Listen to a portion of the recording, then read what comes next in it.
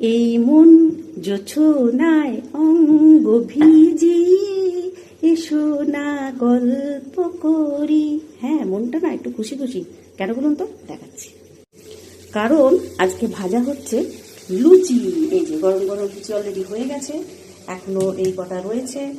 লুচি বেলা চলছে, আর এখানে আমি লুচিটা এই যে সেঁকে নিচ্ছি।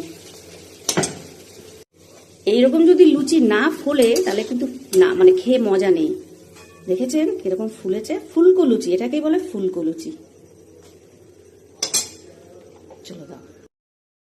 আর লুচি যদি এরকম ফোলে তাহলে কিন্তু সেই লুচি ভাজতেও কিন্তু খুব মজা লাগে। আর প্রত্যেকটা লুচি কিন্তু এত সুন্দর ফুলছে, মানে খুব সুন্দর, মানে তেলের মধ্যে দিতে দিতেই লুচিগুলো সুন্দরভাবে ফুলে উঠছে।